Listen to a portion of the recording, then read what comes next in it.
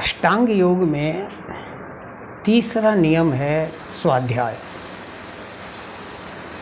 स्वाध्याय करना हर व्यक्ति के लिए बहुत आवश्यक है, क्योंकि आज के युग में हम मैकाले की दी हुई शिक्षा प्रणाली को ग्रहण करके दिशा विहीन होते जा रहे हैं, अपनी संस्कृति को भूलते जा रहे हैं। और यही कारण है कि आज हिंदू समाज में तरह तरह के क्लेश, उत्पीड़न देखने को मिलते हैं। कोई भी व्यक्ति अपने इच्छित विषय को ज्ञान से भरपूर करने के लिए जब उसका स्वाध्याय करता है तो किसी का मातहत नहीं होता।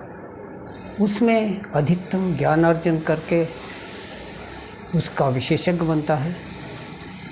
स्वाध्याय करने से समय का सदुपयोग होता है।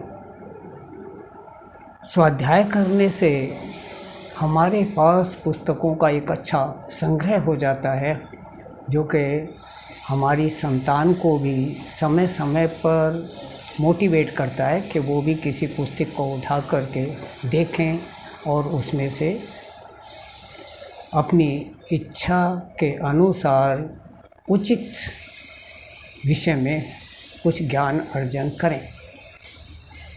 जब हम किसी भी पुस्तक का स्वाध्याय अपने बल पर करते हैं तो हमको विशेष एकाग्रता की आवश्यकता होती है, क्योंकि क्लास टीचर की तरह वहाँ पर हमें कोई मार्ग निर्देशक नहीं होता, हमारी शंका का समाधान करने वाला नहीं होता। इसलिए हमको बहुत तन्मयता के साथ ध्यान देकर पढ़ना पड़ता है और वस्तु स्थिति को समझने में सफलता प्राप्त करनी होती है। जो व्यक्ति स्वाध्याय नहीं करते, केवल पाठ्यक्रम की पुस्तकों के आधार पर अपने जीवन को आगे बढ़ाते हैं, उनको कई समस्याओं से निपटने के लिए उचित निर्णय लेने में काफ़ी परेशानी होती है। लेकिन एक ही विषय पर अनेक लेखकों द्वारा व्यक्त किए गए विचारों को हम पढ़कर एक उचित निर्णय लेने में सक्षम होते हैं और जीवन में कई समस्याओं से दूर रहते हैं। इसलिए हर व्यक्ति को चाहिए कि स्वाध्याय करे।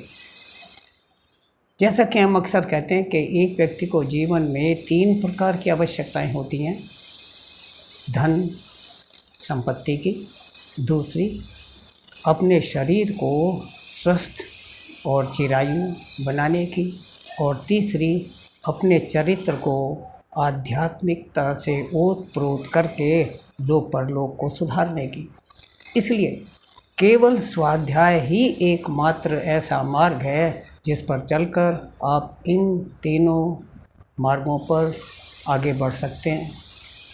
पाठ्यक्रम पुस्तकों में केवल धन संपत्ति अर्जन करने तक ही सीमित है और शारीरिक विकास के लिए या चरित्र को विकसित करने के लिए, लोकप्रियता हासिल करने के लिए, लोक परलोक सुधारने के लिए प्रायः वहाँ पर कोई सामग्री उपलब्ध नहीं है। इसलिए हर व्यक्ति को चाहिए कि स्वयं भी स्वाध्याय करे, अपने परिवारजनों को भी स्वाध्याय के लिए प्रेरित करे। अच्छी पुस्तकें घर में रखे, आर्ष ग्रंथ रखे।